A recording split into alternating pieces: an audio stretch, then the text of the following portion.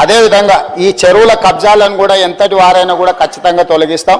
ఈ చెరువులే వరప్రదాయని తెలంగాణ ప్రాంతానికని పదే పదే మంత్రివర్యులు కానీ ప్రభుత్వం కానీ చెప్తా వచ్చింది. అయితే ప్రధానంగా సినిమా హీరోలు అంటే ప్రజలకు ఆదర్శంగా ఉండేవాళ్ళు, మంచిని ప్రజలకు బోధించేవాళ్ళు, వాళ్ళని ఆదర్శంగా సమాజం తీసుకుంటుంది. హైటెక్ సిటీ ఎదురుగా గురుకుల్ భూములలో ఎన్ కన్వెన్షన్ అనే ఫంక్షన్ హాల్ ఏదైతే ఉందో అక్కడున్న చెరువులో సగానికి అడ్డంగా గోడ కట్టి కొన్ని ఎకరాలు ఆక్రమించుకొని ఫంక్షన్ హాల్ నిర్వహిస్తున్నారు. పదే పదే ప్రభుత్వం దృష్టికి వచ్చింది, టీవీ ఛానళ్ళల్లో పేపర్లలో చూపించాను.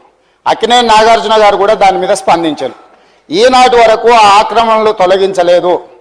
ఎందుకు అక్కినేని నాగార్జున గారు ఆక్రమించుకున్న చెరువుల ఆక్రమణలు తొలగించలేదు, ఎందుకు చర్యలు తీసుకోలేదు, ఏ శక్తులు అడ్డం పడుతున్నాయి, ఎప్పటిలోగా చర్యలు తీసుకుంటారో మంత్రి గారు సూటిగా సమాధానం చెప్పాల్సి